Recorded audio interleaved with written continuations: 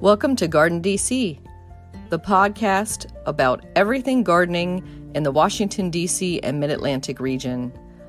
I'm your host, Kathy Jentz. I'm the editor of Washington Gardener magazine, and we're aimed at gardening enthusiasts, people who grow everything from edibles to ornamentals, natives to exotics. If it grows in our area, that's what we talk about.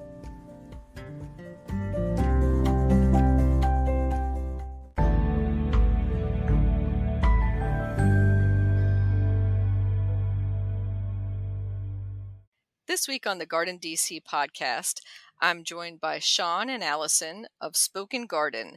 They're garden teachers with YouTube videos. They have their own podcast, and they are also recent authors. Welcome, Sean and Allison. Hey, thanks, Kathy. We're happy to be here. Yeah, thanks for having us. Thanks for both of you joining me, and I neglected to say that you are not from the Mid-Atlantic like most of the guests that we interview on the GardenDC podcast. You are from the PNW, not the DMV. Yeah. From the other Washington. The other Washington. So that's the Pacific Northwest, and we're going to call it the left coast or the other Washington or Washington state. So we're going to call this a crossover episode. So like that very special, 70s sitcom, like when Laverne and Shirley came on Happy Days. Oh, yeah. And that doesn't date us at all, right? Not at all. No. Or how about, here's another one to totally date us. How about when the Love Boat cast or Fantasy Island would cross over? That's a big crossover. Right there. Oh, that was big. That was huge. That was huge. Yeah. So we're talking Washington versus Washington. So we'll talk all gardening and comparing and contrasting our totally different regions, what we have in common, and a few things that we don't have in common.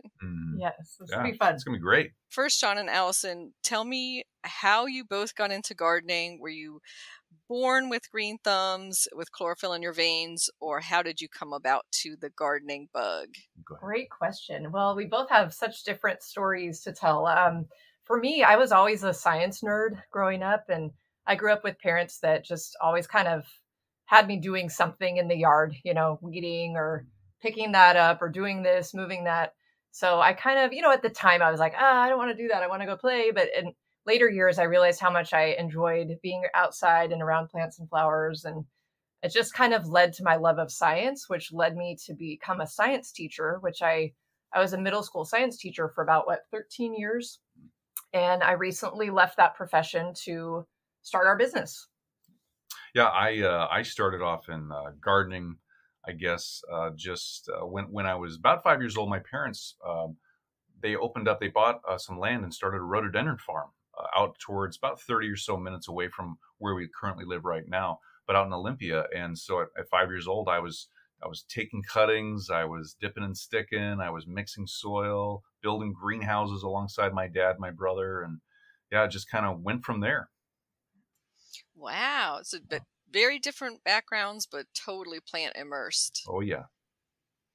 And so, Allison, your middle school science teacher plant background, were you using botany in the classroom? Did you have access to any planting areas or a school garden? I love that question because I really didn't. I actually taught more about earth science and different chemistry. And unfortunately, I taught 8th grade, and the 6th grade curriculum was more botany based. And so I would always go down there and bother them. And what are you guys doing down here? What are your labs today? So I kind of got my fill there. We actually did have a very small school garden at our first location, but then our whole building moved and we didn't have another location set up yet. So I hope that's in the works for them, at this point. But yeah, it was kind of hard to organize that and get that rolling out.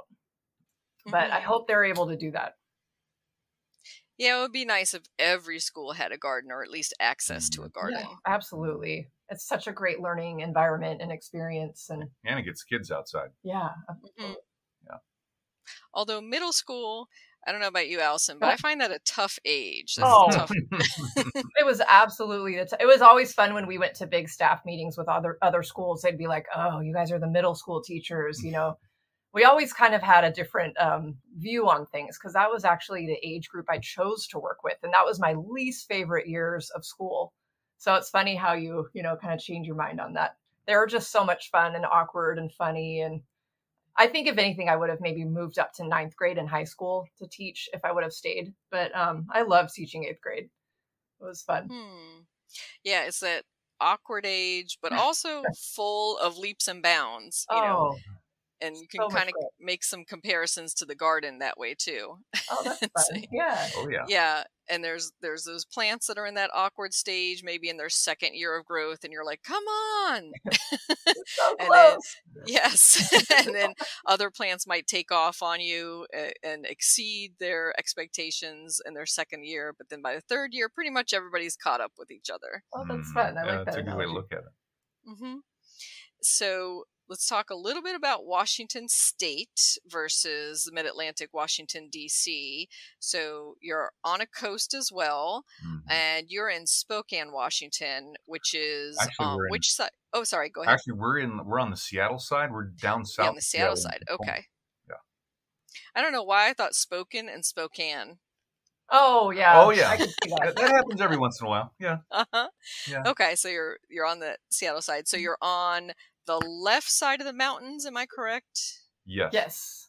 Okay. Yeah, and so that's a totally different climate than the other part of Washington. Oh yeah. Absolutely. Oh yeah. We have a maritime climate here. It's been referred to as also a Mediterranean climate. And we're actually in our location where we live, and even Seattle, we're at least 2 hours away from the actual coastline of Washington State.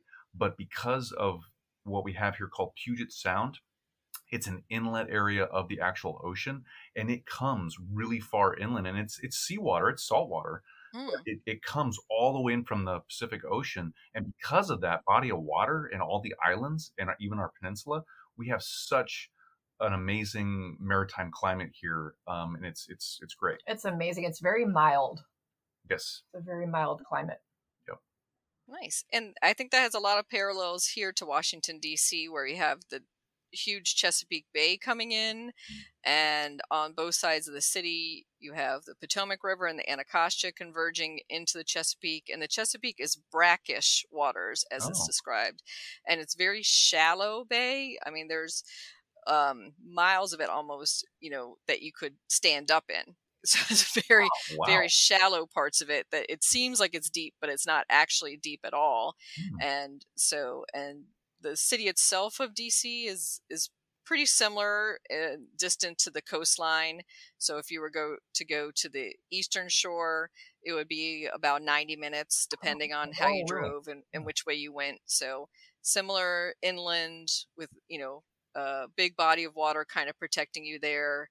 And it's been described here as a temperate rainforest, and I know that's also been applied to the Pacific Northwest sometimes. Similar. It's very interesting. Yeah, we've got our Olympic National Rainforest out here. We've also got the start of the Pacific, or not Pacific, but a coastal range that actually is before the Cascade Range. That's closer to the ocean, and it basically starts up in the peninsula of Washington State, and it runs all the way down into Oregon and parts of California. And so we have like a mini range from the coast that comes in, and then that stops, and then you get into the lowlands and where we live, and then there's the Cascade Range. Kind of sandwiched between two mountain ranges. Yeah. It's pretty cool. Yeah, I think that's probably the major difference is we have the Appalachian Mountains, and they're basically your foothills. So they're not stopping big weather fronts really from coming to their side. There's some weather patterns that might go around, or be slowed down a bit. But in comparison to being, fitting between the mountains and the sea, that's a little bit different there. Oh yeah. Oh, that's cool. Yeah. Yeah. And I know that there's so many transplants from the Midwest to the Mid-Atlantic to Washington, D.C. and New York and New Jersey and Pennsylvania for jobs. And I always hear that one of their first remarks is how hilly it is. how Oh, how Oh, the really? topography it Huh. is. And there's lots of stream valleys, there's lots of gentle, to me, hills and dales type of topography. But I don't know if you ever did this, you guys, as kids, but did your dad ever speed up the car when you're going on a country drive to catch wind going over a hill? totally. Yeah. I remember that. I have memories of that too. That's So you can do that a lot here in Oh. suburban and countryside outside of Washington, D.C., in both Maryland and Virginia. So we used to call them, when we were little, we would say wee hills, because we would yell wee. Oh, Ah, that's We, cute. we would be like, here comes the wee hill. And well, then we that's would fun. yell wee. We would catch air. So I think that's something that's different than the middle of the country in the Midwest. But you have different hillsides or topography there. Yeah, we've got some gentle slopes. We've also got some very steep slopes, and there's lots like where we live right now. It's a gentler type of sloped area, but we live on top of kind of a plateau before you go down into what we call the Puyallup Valley, or just the valley on the east side of us, and that's really low. But where we live on a kind of a plateau, we have our little peaks and valleys, and we live actually down in a lower area. We get a lot of cooler air trapped down in our neighborhood versus like a couple neighborhoods over. They're up a little bit higher, and they don't have anything like we have like that. Yeah. Yeah, I was going to say, Sean, that's a great point, because every neighborhood, every backyard, even versus your front yard, there's lots of little different temperate zones Yeah. Oh yeah. or colder zones. So I've noticed that near us, there's a public garden, Brookside Gardens, and they're up in Wheaton Park, just north of Washington, D.C. And it's almost like 10 degrees cooler when you go down into their gardens versus at my house on the DC border. So it's remarkable with the topography there, and that stream valley, and just going, a few feet downhill, it Mhm. seems, can make that difference. Oh yeah. And here we have the coastal plain versus Piedmont regions. Hmm. And if you've ever been on the East Coast and you've been on I-95, in the Washington, D.C. area, that almost perfectly divides the coastal plain region, the flat plateau that goes out to the bay and to the sea, versus the Piedmont, which is the hilly side Oh, of that's cool. 95. Wow. Yeah. And Really I was going to cool. say, a lot of native plants are classified with one of those regions or the other. Either they're native to the coastal plain or the Piedmont. Not, there's some overlap between, obviously, one side of I-95 to another. You can throw some seeds on either side, but it's more sandier soil versus more clay soil, a little bit more elevation, a little bit more moisture on one side than the other. And what's between it is called the fall line. And that's where Great Falls is located, and there is a sharp actual fall line in some of the topography, and I believe it was created, and hopefully some geologists can maybe correct me here, by one of the Ice Age glacier lines, where it just broke right there. So on the Potomac River, you can see the fall line very abruptly. You can see it in some of our local parks.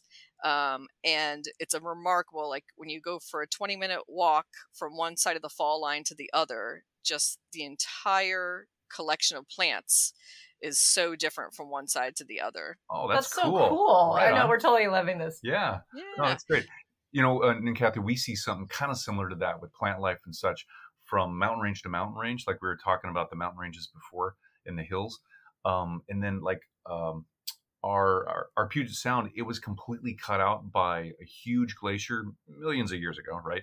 So, but because of that, the Puget Sound has very deep areas, and it has very abrupt edges to the islands themselves.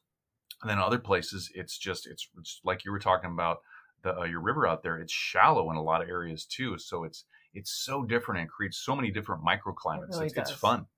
Yeah, different plants and whatnot, different types of gardens around the area. Different things. That's cool. And I noticed I was looking at some of the geology of the fall line. Some of it could have more limey type rocks, more acidic soil, more alkaline. What is your general soil makeup in the Pacific Northwest, So or does it yeah, vary? it varies from area to area. It's kind of crazy because you can go from up north, up in like the valley area up there, and they'll have a lot of silt and a lot of sediment, a lot of valley soil, and even some clay. And then you come down in our area, and there's still clay, but then there's a good amount of sand. And the Pacific Northwest, a lot of people say, well, there's a lot of clay soil out there. It's real acidic. And it's like, well, in general, yeah, but when you start looking at it in the different areas, no, there are some differences. And when you say clay, because we're cursed with clay here, but also Yeah. blessed with it, we're talking super heavy, orange, yellow layers of clay, depending on, what side of the fall line are and where you're at. Mhm. But of course, clay is great because it holds nutrients and it Mhm. holds moisture, but it's Mhm. also bad because it can cause rotting of roots and retain a bit too much moisture. Mhm. So it's always one of those grass is always greener type of things. You want sandier soil, you want loamier soil, and just have to keep on amending. So our favorite type of amendment or top dressing or mulching here in the Mid-Atlantic is leaf mulch. So shredded leaves, just layered and partially decayed. Do you use similar?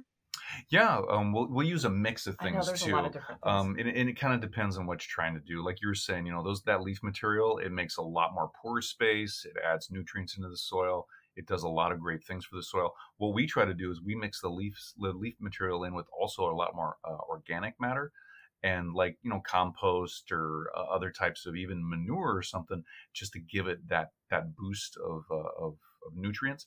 But I mean, we use wood chips. We love wood chips. Yeah, like and there's some pine needles around too. We don't have too many in our yard though, right? Yeah, but that's kind of the fir needles, pine needles. I mean, it's almost around here. Sometimes it's like, what do you got next to you? What do you got near you? And just grab it, and it'll help the clay soils at some level. But yeah, it can be very interesting. But yeah, I mean, we usually try to use compost in our garden, and we'll use the compost, mix that into the soil, because our soil is really, it's a lot more, it's like at least 50% sand over and above the clay and even just the silt.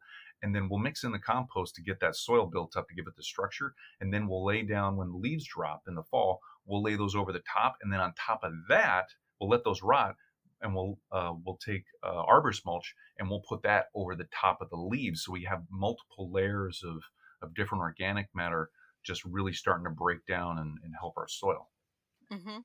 And arborist mulch, we should define that for our listeners. And that's something that's becoming trendy now, and with gardeners, and lots of new studies are coming out about wood chip, or arborist chips sometimes it's called, and that's beginning to be used a lot more in the Mid-Atlantic as well. Oh, good. Cool. Good. Yeah, it's it's a great way to recycle some of the trees that come down, and it's kind of fun too, because some people say, well, you should use arborist mulch, or you should use something like this. It's like, well, okay, well, arborist mulch, it has multiple different sources.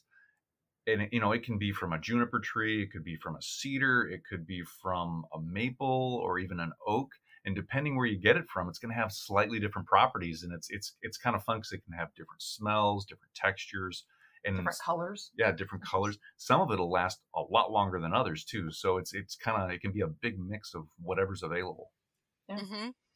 And in past, we were advised not to use wood chips around our shrubs and things because it could introduce diseases that were, say, in the trees or the shrubs that were taken down, or some type of insect, predation or something could be transferred.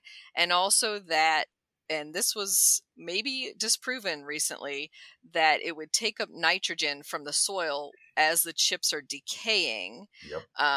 But if you think about it, that nitrogen has to go back somewhere. Yep. as the chips are decaying. So they were saying it was taking it up, binding it, and not letting the plants use up that nitrogen as the chips were breaking down. I know. When I was going through school, I came across that too. There was a whole bunch of studies on it, and all the soil scientists were up in arms. And then you had the guys in forestry, like, taking the opposite opinion on it. It's like, come on, guys, this is so complicated. everybody just calm down.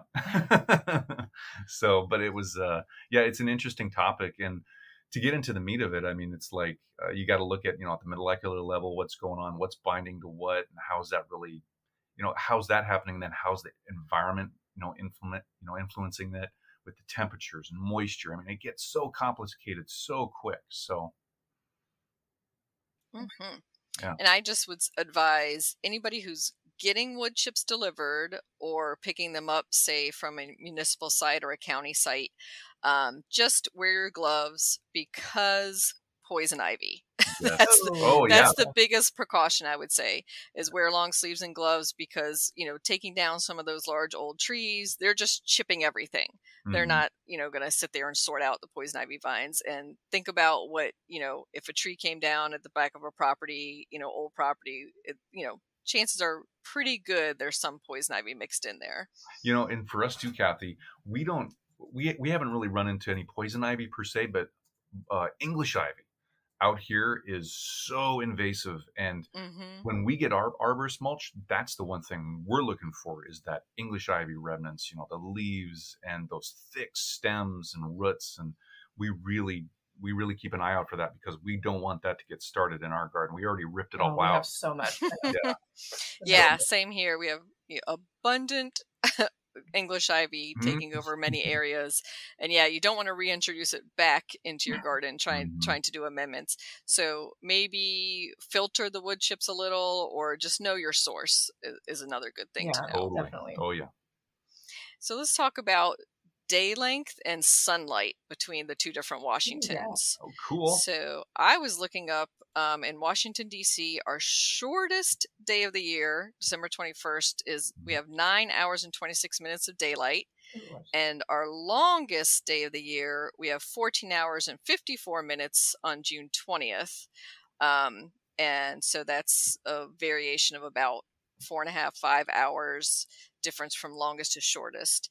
And do you have the day lengths for your region, or do you have a feel for that? Right now we have a feel for it. Allison's typing it up to see if we can. Yeah. Our current, like today's daylight. Today we're at about 14.5 hours of daylight. So we're losing about 3 minutes a day, it looks like. I think in general, our longest day length around here is usually around 16 hours. Wow. It can. Sometimes it's like almost 10 o'clock and it's still daylight out, and you're thinking, what's going on? So, but it's it can stay light for a long time. We were talking about this the other day. We're really happy that the day lengths are starting to get a little bit shorter, because it's just sometimes it's nice for our sleep patterns to not have that day length go on for so long. So. But let's see. Allison's pulling it up here. I know we didn't have that fact ready, but it looks no like it's worries. About 7.5 hours is the difference, it looks like, between summer solstice to December solstice or winter solstice. Okay. So that's interesting. So yeah, that's a big range, and that's really because you're a bit north of us. The map, and so we're on. I think we're like the 38th, 39th. parallel, and I'll have to look up. Washington is 47th. 47th. Yep. Wow. Yep. That's a big difference. So we were talking about that earlier too. It's so interesting that we are on a more northern parallel, but our zone is one higher than yours. We're zone 8 versus 7. So it's just so interesting how the topography influences that. Yeah. The only thing we can think of is partially the Puget Sound, and that body of water really helps keep our climate a lot milder. Yeah. So, and I think it's your mountain range that's protecting you, and keeping that in, and then the warm coastal waters. So together. So we have the warm coastal waters here, but we don't have such a protective mountain range, which is good and bad, because if it held in more of this humidity, I can't imagine any more than we already have right now being blocked in.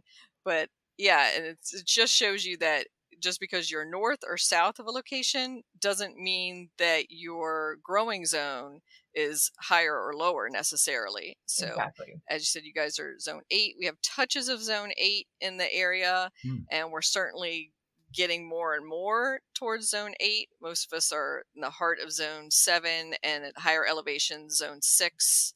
But, with climate change coming, we can feel it. You can definitely feel that we're almost tending to have zone 8 winters lately. And isn't that interesting? Wow. We have been wondering about that. Our climate has been so different lately here. Our winters have been a lot warmer. We've had plants live over into December and January that normally wouldn't have. It's so interesting.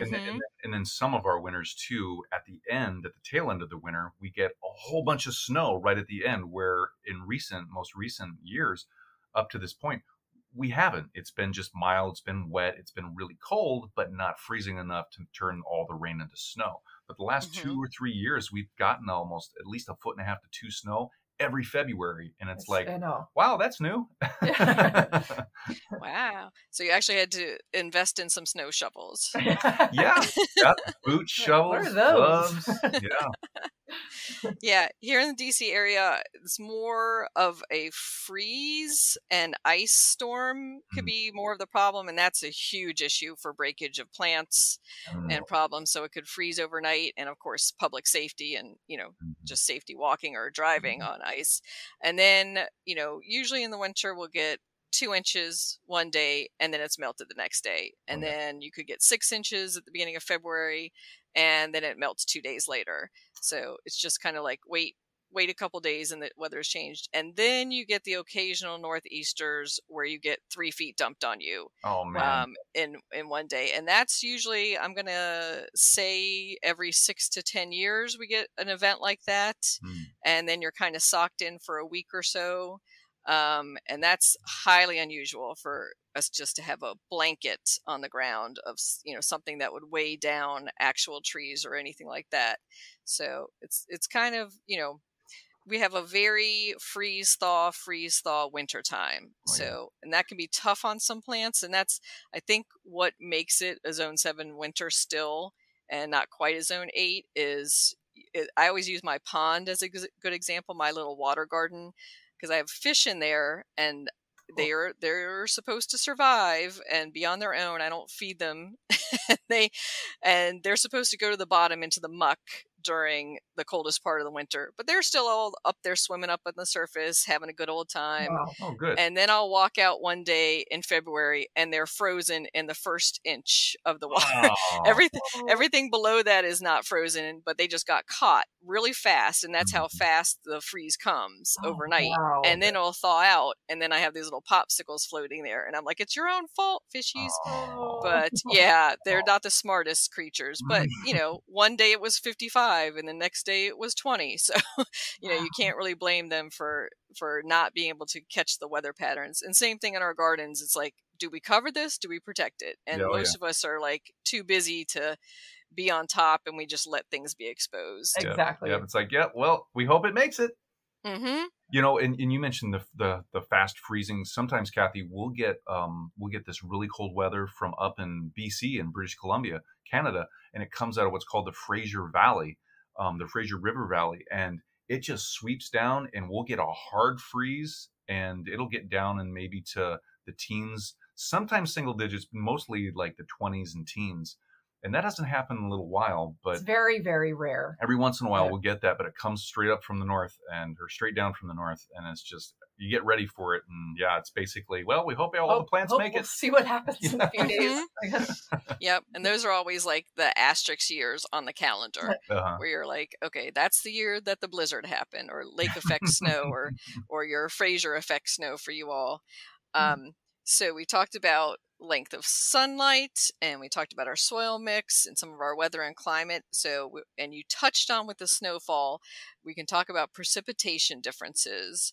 So I think we generally have similar inches of precipitation total. It's just the pattern that they arrive in that's very different for us. Yeah.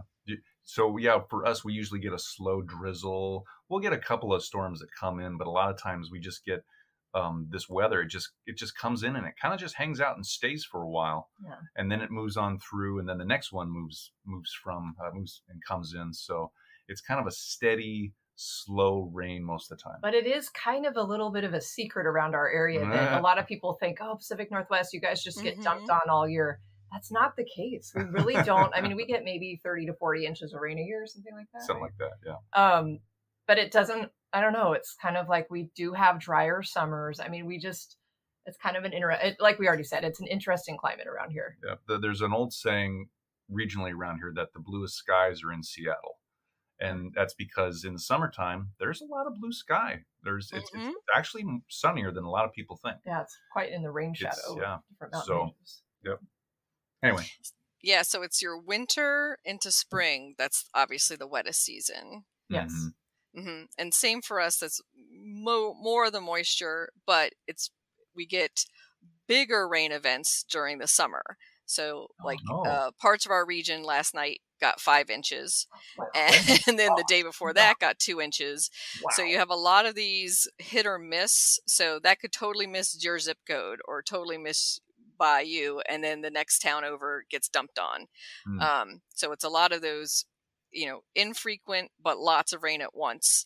So good use of rain barrels and drip emitters. Yep. And so we would love to have, I guess what it's called, a slow English rain, where it's just a nice, soft drizzly rain all day long. That can happen for us in early spring or in the fall, but not normal for the summertime. So I looked up the DC average rainfall, and per year, 43 plus inches. Oh, wow. Okay. And days of precipitation, 114. So, every third day or so, you could get rain, basically, type of thing. So we're a bit over the U.S. average, which I'm sure if we're including the entire Western U.S., which is in drought now, that's, that kind of skews the averages there. Mm-hmm. Yeah, Allison just looked it up for us, and it says 145 days on average per year of precipitation for Tacoma. I don't think this year it's been under average for that, below average. Yeah, we're in part of the Western drought right now, but we haven't had the worst of it like the Midwest and parts of California and Arizona and that. So, but yeah, we're seeing a little bit of the drought this year. Yeah, and our normal pattern is July, August. We can have about 6 weeks of just normal summer drought, except for those pop-up storms. So that's a normal pattern for us. Last summer, for 2020, we had actually a fairly wet summer, which was very unusual, and it really stressed out our oak trees and our old growth forests. So we saw a lot of disease in that, and that brings us to our next topic, which is foliar disease, if I can say that, and insects and other pests, and comparing the two Washingtons. And we know we have one big thing in common, and that's deer. Oh yeah. Yes. Oh yeah. I feel like we're lucky in that in our area, at least right here, we don't have a deer problem because we're so suburban. I think they're in the area, but we've never had actual damage, from that. But a lot of our friends up north, they can't grow anything unless you put a big fence around it. Yeah, really tall fences too, obviously. But yeah. Yeah, we find there's so many stream valleys, and the way the suburban cul-de-sacs are built, you're creating the perfect environment for deer because it's all edge habitat. You've got like little pockets of trees in between houses, and guess where deer like to live? Little pockets of trees in between clearings. So we're creating that perfect habitat both in the city and in the close-in suburbs, and of course out in the country. The difference in farther out is there's more for them to eat and more for them to explore, so it's a little less deer pressure.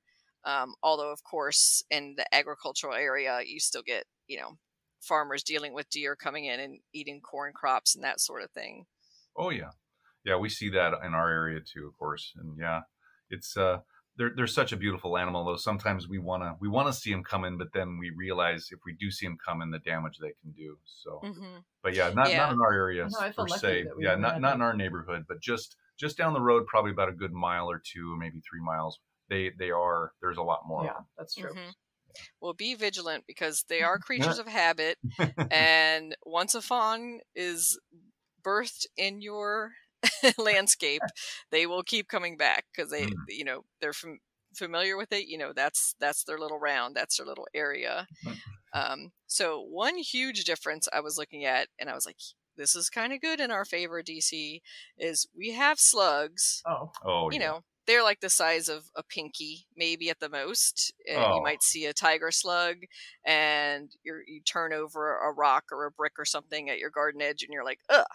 And, you might have a little bit of chewing on some of your hostas, but I don't think anything compared to your slugs. Oh. Yeah, we can grow some pretty big, mean ones up here. We definitely have slugs and snails, but mostly in our area, slugs for sure. Oh, yeah. Yeah, they get over everything for us. I mean, it's amazing. How many? So we use a product called Sluggo, and how many cans of that do you think we've used so far to keep them away? Since spring? Yeah. Gosh, at least 3 or 4. 3, 5 and it's the big cans. Wow. Yeah, it's the big cans too. And it does work. I mean, we've been like very impressed because I mean, they go after our hostas. I mean, they go after everything. It's everything. Yeah, so it doesn't really matter what we plant. They'll try everything out, and they'll see slug trails even over our roadies. And yeah, I mean, they just go everywhere. Lupin, even up the fences. I mean, there's hordes of them. Yeah, I can't. So for listeners, that's Sluggo with 2 G's and an O at the end. Kind of like, is that the character in Little Rascals? I don't know if it's Sluggo. Yeah, so it's iron phosphate. So it is an organic additive. It's not going to do any harm to your plants or any other creatures. Just a slug would digest it and then perish from that. And you would sprinkle it. It comes in like a big, looks like a Parmesan shaker canister. Pretty much. Which is what Sean was talking about. Yeah. So I have one that's probably 4 or 5 years old that I, still have, and I usually have to shake it around as the hostas just start to emerge in the spring. Then I'll, right before the slugs are starting to chew on them. And then around my salad greens in our vegetable plot, I might occasionally have to do like a little ring around those just if I start to see a little bit of slug damage. And that's about it. Then that's usually it. Springtime. And then that's about it for us. That's not bad. That sounds nice. Mean, that's good for you. Yeah, no, we still have to use it, especially in the wetter times of year, but also even in the summers. I mean, if we get if it's some cool weather that moves in and it's even a little bit wet, we see them. They pop up out of nowhere, it seems like, and it's just like, where have you guys been? Where do you hide? We got to get you. And it can be a real problem sometimes. Like last year, almost all summer, we saw them almost all summer long. That was a different summer. Yeah. Not so much this summer. We have aphids everywhere. Yeah. We cannot seem to get rid of those. This year is a great year for aphids.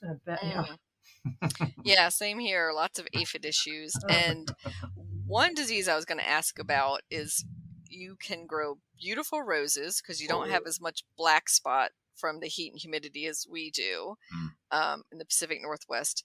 But do you have rose rosette? Are you familiar with that? Kind of familiar. I think it's a virus. Yeah. Spread by mites. Yeah. Yeah. I don't. I think it's. Yeah. Oh, go ahead. I was going to say, I think it's coming your way. I've heard a little bit of reports because I'm in the Rose Society. And so it's wind-borne mites that spread it. And so generally it has stayed on the right side of the Mississippi and the Rockies.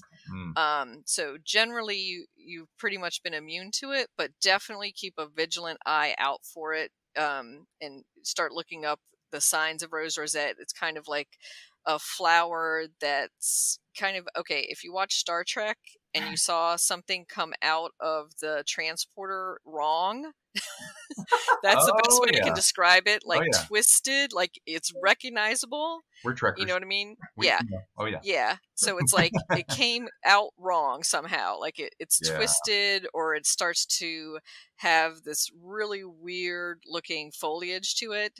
Right. Then you need to rip out and destroy that whole rose because there's nothing you can treat it with, nothing you can go back. Oh wow. So it's striking. There's a lot of research going into how we can deal with rose rosette, but it's striking the heart, and rose lovers everywhere are in fear. Oh, that looks awful. We're looking at pictures right now because we've just never had that over here. We've never come across We it. do actually have black spot on our roses with the moist, cool. But only in the high humidity. But not bad. Yeah. Homes. Yeah. Usually we don't see a lot of it. But no, it's ours is you get one good month from like mid-April to mid-May out of your roses, and everything looks gorgeous. Foliage looks gorgeous. They're in bloom. And then black spot hits everything. And they quickly defoliate and, just look awful from the bottom third at least. And you could, of course, do plenty of treatments and sprays. But if you want to garden organically, then you're going to select roses that are more black spot resistant. Yep. And the key to that is resistant. There's no such thing as black spot proof. So just try to get, more varieties that are bred for that resistance, and you'll still get plenty of blooms. And I say always the same thing too in the vegetable garden about powdery mildew. So you can get powdery mildew on your cucumbers, your zucchini, even your zinnia flowers. You'll still get tons of flowers and fruit. It's just not a pretty plant. It's just not pretty. Not at all. No. Yeah. It might slow it down a little bit. Yeah. So there's drawbacks to extra moisture. I have great feeling for anybody going through drought. It's the worst, most demoralizing, horrible situation to deal with drought. But, excess humidity also has its issues too. Yeah. It does. And moisture. So let's move on to plants and maybe some zonal envy and things we can grow that you can't grow and vice versa. I made a tiny list of 2 things that I think you guys do much better in Washington State than we do here in Washington, D.C. Cool. And number 1, and this was one of the plants I first fell in love with and had to have in my garden, was fuchsia. Yeah.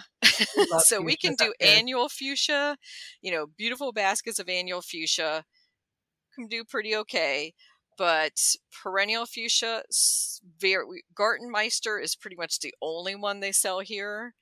And that's like barely. I would have still probably taken it in to winter it over as a house plant and then bring it back out. Oh, okay. Oh, wow. Yeah. That's we do grow fuchsias, the hardy ones, pretty well here. My mom has a really old fuchsia. It's huge, beautiful. Yeah, just a beautiful garden plant. It's years old too. That thing, it must be at least 10 years old. And she has, it's not in the shade. Not at all. It's actually in full sun. I know, it's amazing. Right against the house. It gets and the house is white, so it gets that reflection of that heat. Does. So it's interesting. It's like, wow, okay. We just bought an actual hardy fuchsia this year, and we're loving it so far. Love it. It's beautiful. We're still adding a lot of plants to our garden at this time.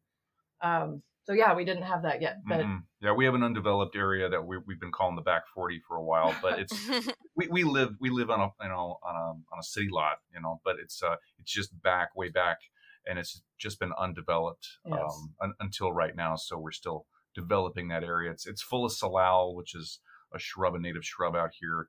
And then just some rhodies that went wild and some other plants. So it's fun. And I'm glad you mentioned rhodies, Sean, because that was the other one on our list, because we do have native rhododendron in the mid-Atlantic, but they're basically, when I talked about that fall line earlier, only on the left side of that fall line and only at certain elevations do they thrive. Wow. And you can have rhododendrons in your garden, and many people do in older suburban and urban neighborhoods, but they're not happy.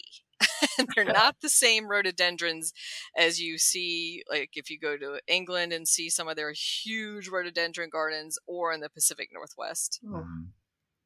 Yeah, we feel really lucky that we've got the climate we have, and all the trees, and the understory to actually inhabit the duff and the soil to actually be able to grow a lot of different kinds. Actually, it's really cool. It's so fun. Beautiful. The Pacific rhododendron, right? Yeah. That's one that's actually native here, and it's our state flower. Yep. So that's kind of fun. Yeah. So nice. Yeah, and azaleas do fabulously. So that they are in the rhododendron family, and azaleas do very well, but it's generally because thinner wood material more acclimated, and there's even coastal azaleas that are native to certain areas and down into the south that are very heat resistant. But it's the roadies, and paired kind of with them is mountain laurel. I don't know if you have the same Kalmia, the native mountain laurel, but that's also something that prefers a bit of elevation and good drainage right along with the rhododendron. Oh yeah. Like we have it up here. I don't know. We're not sure if that's native. It's Kalmia latifolia, but it grows really well. Yeah. Nice. Yeah. And then the third thing, final one on my list that I was like, ooh, if I could do this as well as they do in the Pacific Northwest, which is moss, because I'm in love with moss lawns. I do kokedama balls. I do little moss terrariums. Oh, cute. Oh, wow. And I just love, and my little moss lawn is like a 3-foot oval basically, and I have to baby it. I don't think you have to baby your moss. Oh, it grows everywhere around so here. Much moss. It'll grow in your grass, even in the full sun. It definitely takes over roofs and parts of buildings and such. It's very green and lush. Yeah, it adds to the greenery around here. I know. It's not something we necessarily want everywhere, by any means. Mm-hmm. We even have moss actually growing. Well, we had it growing right in the canopy of a couple of our azalea plants. Along with the lichen, but it was actually growing up in the canopy of these azalea plants, and it literally grew so much that it was shading out the rest of the azalea, and it was killing the azalea. It was suffocating it basically. Wow. So we basically what we really had to do is we had to cut the azalea about halfway, give it a halfway haircut, really prune it hard, and then we transplanted away from it where it was, because it was just we were refurbishing them. Rehabilitating. Way too dense. But we had to cut all that out because the moss had just literally taken over most of the plant. It was crazy. Yeah, it really liked its home. Yeah. So if you like moss, come out here. Yeah, and there are pockets in certain mountain sides where there's alkaline, limey soils where mountain does very well. And I'm sure I have some DC area listeners who are like, I've been trying to get that moss off my back steps for years, where they might have a damp area, but in general, it's nothing compared to what you guys can have. There's not going to be that Portland Japanese moss garden here. That's just not going to happen. Oh no, in a previous life, in a previous job, I had a pesticide license. I did different things for that job as a grounds person, but I had a specific license from the state to treat moss for my employer and for other people that needed it. And the moss around here actually continuously grows in our climate until it reaches the summertime, and then it stops growing. But in the spring and in the winter and the fall, that stuff just grows, and it's so hard to control. There's whole companies that do nothing out here but control moss. I mean, they specialize in it. They do lawns and all that, but one of the main things they do is, we'll help you with your moss. We'll get rid of it. I mean, that's their main focus, and it's like, wow, yeah, moss is a problem. I think they should turn to moss farming and not moss control. There you go. Yeah. And because I can tell you that sheet moss is expensive, and most of it is imported, and probably not that ethically sourced, some of it. And there's a moss farmer I know in Georgia, and she does ethically source hers and grows her own. But yeah, most of it that's imported that you're buying, say, at a craft store as sheet moss. I always kind of use it begrudgingly because that's all that's available sometimes for doing moss crafts. But yeah, if you guys could have some more moss farms and and grow sheets, yep. We'll just go get a heavily wooded area and we'll just have a moss farm. That'd be fun. Yeah, exactly. As slow as moss grows or as fast as it grows. Yeah. So, any plants that you're familiar with from the DC area that you envy? We were trying to think of some, like, our growing zones aren't really that different, but can you think of any, Sean? Not really. I mean, we know we can definitely grow some of the same plants, but what about lavender? Do you know lavender well over there? Not, I wouldn't say well, but enough. Enough that there are some lavender farms being established in the area. Nice. So, and I had said earlier about the kind of hilly topography, especially in the countryside. So they definitely have benefited. So there's a couple lavender farms, cut flower farms that are doing hillsides of lavenders and rows and lavenders, and they'll open up. And there's one in Catlett, Virginia, and one right across the Maryland border in Pennsylvania that's been operating for over 20 years. Wow. And they have a little lavender festival every year there. So you can do your cut your own, your lavender crafts, but definitely the English varieties of lavender do better in most people's gardens. The clay soil doesn't lend itself well, but if you have a good drainage area, like on a slope or say over a retaining wall, you can do well with lavender. And then of course the new varieties of lavender that are coming out from Lloyd Traven. So like there's Phenomenal that came out a few years ago, and then Sensational is another lavender that's just hitting the market. And those are both winter hardy and a little less susceptible to the rot. So that's what happens when they sit in clay soil too much. Then the roots can rot, and that's the only reason they would fail is because of that. Is because you would just pull them out one day and the roots not happy. But yeah. What about flowering cherries? We have a lot of the flowering cherries out here. They're beautiful, but they have there's issues with some diseases and some rots. What about out there? Not any diseases like that. So obviously DC known for the Tidal Basin Cherry Blossom Festival. Oh, yeah. And all of the ornamental cherries. I have a weeping hygiene in my front yard. No problems with that. So we can have occasional like cherry borer issues. And cherries aren't the longest lived trees. So, if you get a good 20, 30 years out of a cherry tree, ornamental cherry, that is, not the edible cherries, then that's good. But, there are some older neighborhoods who they're basically having cherry lined streets, and they're known for that. And then they have to replace some of the older trees as they age out. But that's usually not because of disease issues. That's usually more because of old age. Wow. Okay. Oh, that sounds beautiful. Yeah, some of the neighborhoods are a little too popular. They're finding with the cherry line, because the tidal basin can get super crowded and touristy. So people know about these little pockets and neighborhoods that they can just either drive through or walk through and see all the cherry blossoms there too. Oh, that'd be nice. Yeah.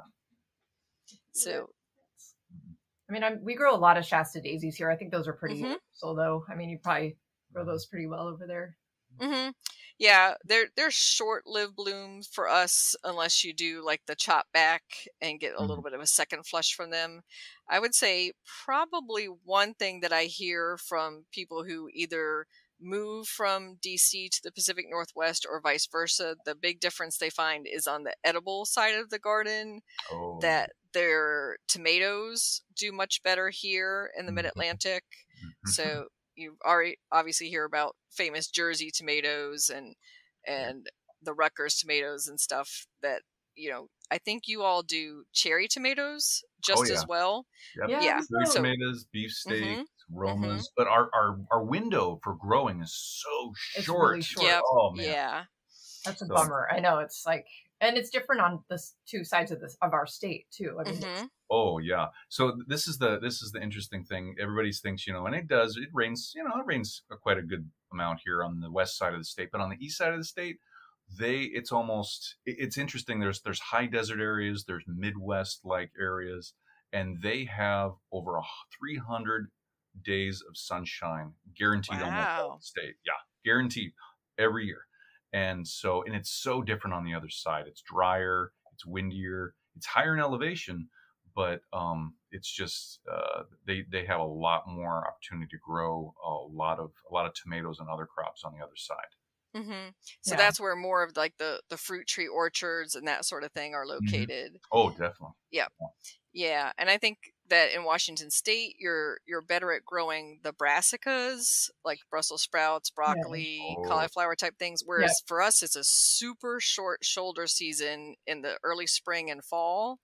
And it's really hard to get Brussels sprouts in a short shoulder season because it goes from super hot, still in the 90s through September, And then you'll have 80s to 70s in October, and then you'll have a hard freeze maybe come in November, December. So that could zap it at a certain point. But that does give us a long season for our heirloom tomatoes. So you can get those really big, nice old heirlooms and the Amish paste tomatoes. So you definitely grow those. I know we're like, you're making us hungry. Yum. So yeah, BLTs for a long time, and that was always And then I think the other edible I was thinking about was like okra and some of the tropicals that love our summers here. So tobacco plantations were a backbone of the Mid-Atlantic economy, obviously during the colonial times and up through the 1800s, and then they bought out a lot of tobacco farms in the last a couple of decades with some of the settlements from the cigarette companies. So they've switched over to corn and soybean, a lot of those farmers. Oh, good. Yeah. So yeah, I'm like, I don't ever think I've ever heard of tobacco being grown in the Pacific Northwest. Maybe it can. Not that I'm aware of. Yeah. Yeah. But it might be few and far between, but nothing. Yeah, because it needs hot, and then it also needs to be cured. So you have tobacco barns. You'll see abandoned tobacco barns where you're just laying the leaves in bundles for curing. So a lot of them will be converted to sheds or something else or use. And one farmer I saw switched to garlic fields from his tobacco. Oh, wow. And so you could use the same curing barn. I was like, yeah, because you have to cure garlic too, and hang it up in the rafters. And have just these open weave walls for the air to go through.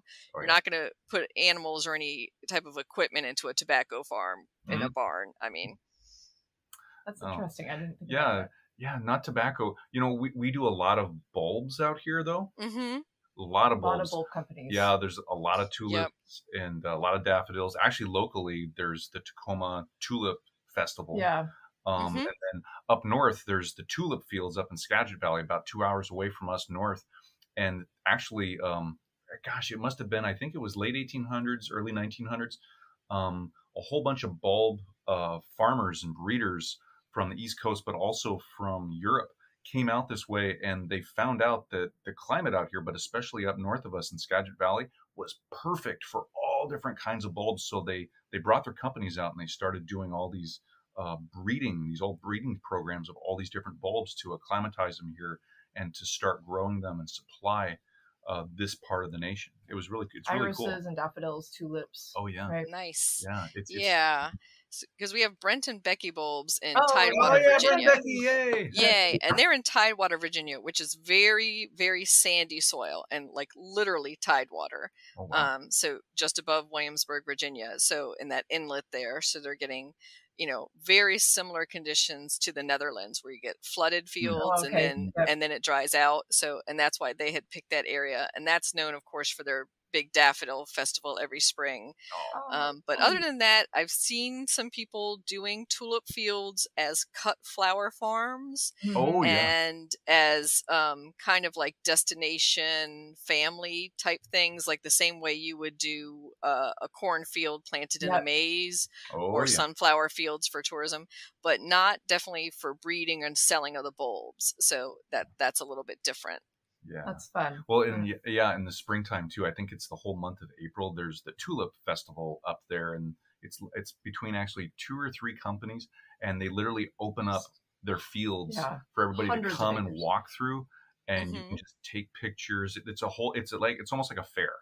It's amazing, and it's just acres and acres of just nothing but different colors of tulips. Yeah. And do they winter over the tulips, or do you in your garden, or do you treat them as annuals? We winter over. We winter over, yeah.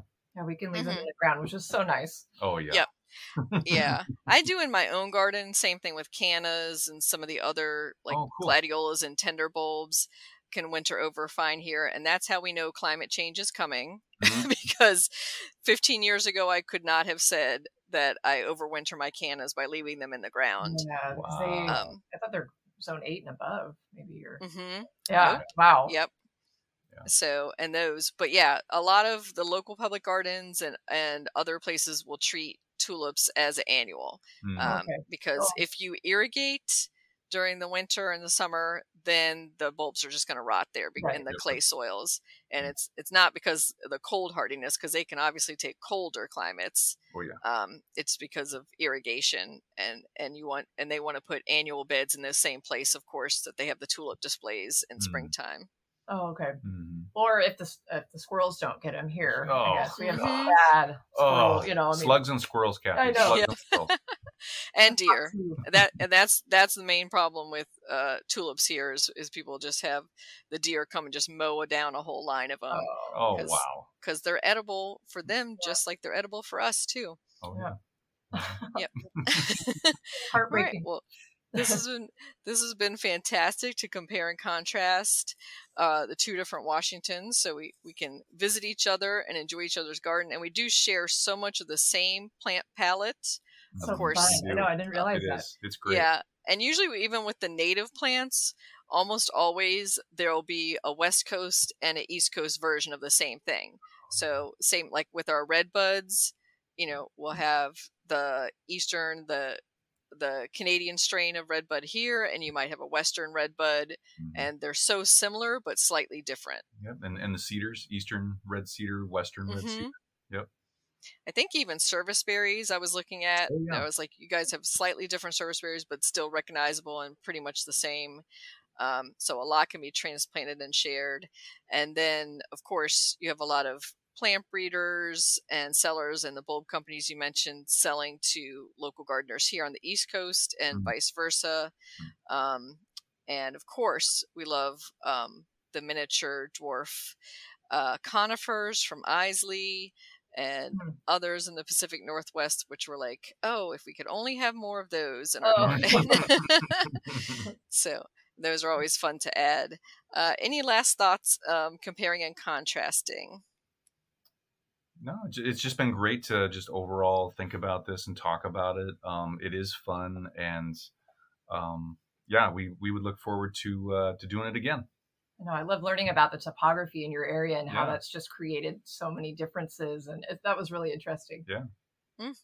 Yeah, whenever I go to a different region for garden tours or anything, like with the Garden Communicators Association, GardenCom, it's always great to hear from the local residents the differences in the soils and the differences in the topography and that sort of thing, because it does affect the plant palette so much. That's so fun to learn about. I know, I love that.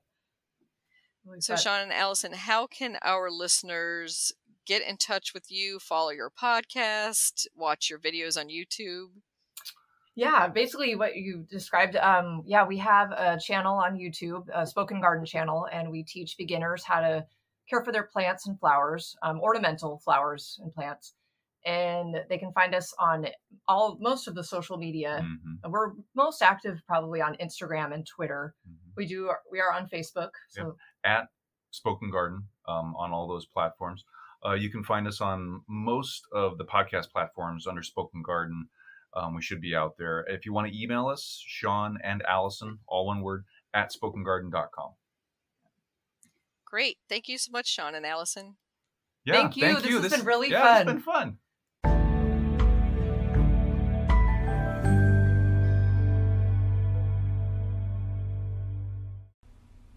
Joe Pyeweed plant profile.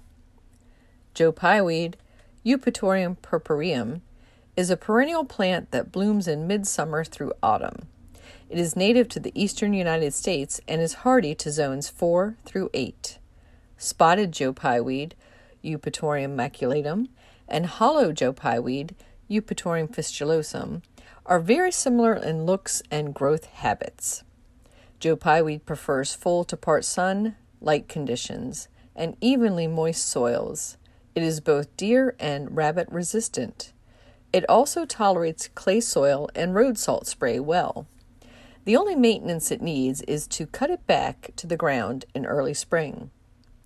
It's a great addition to any pollinator garden, as it's a real magnet for attracting both bees and butterflies. Joe Pyeweed grows to 6 feet tall and can lean over. It's best to situate it at the back of the border where other plants can support it. You can also pinch back the plant in late spring so that it stays shorter and creates more flowering branches. Gateway is a popular cultivar that is widely available for home gardeners. There are also shorter varieties for sale that do not grow as tall as these straight species. These include Little Joe, Red Dwarf, and Baby Joe. Joe Pie weed, you can grow that.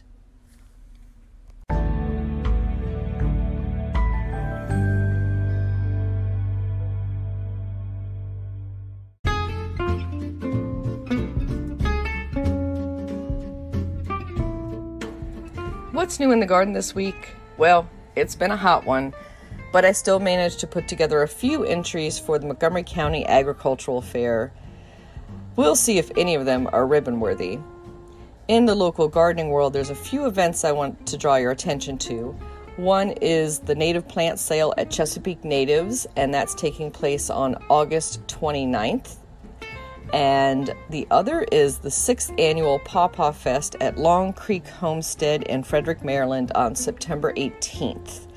And that is put on by friend of the show, Michael Judd.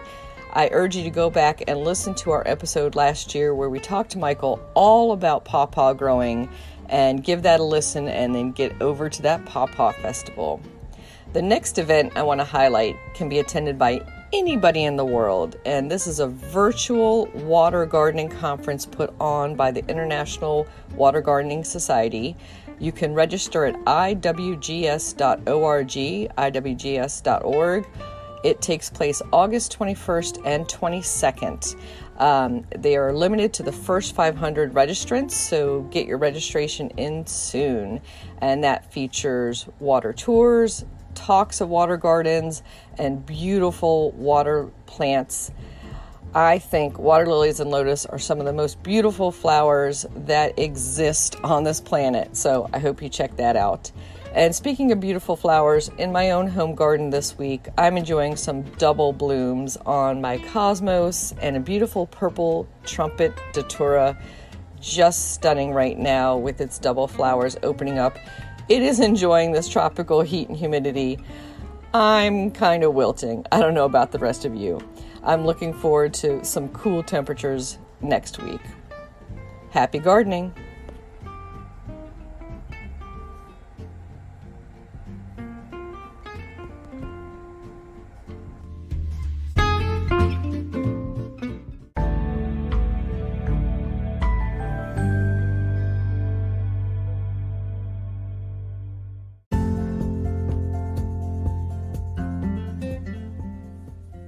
Thank you for listening to GardenDC. You can become a listener supporter for as little as 99 cents a month by going to anchor.fm/GardenDC/support. Another way to support this podcast is to subscribe to our monthly digital publication, Washington Gardener Magazine. To do so, go to WashingtonGardener.com. Thank you.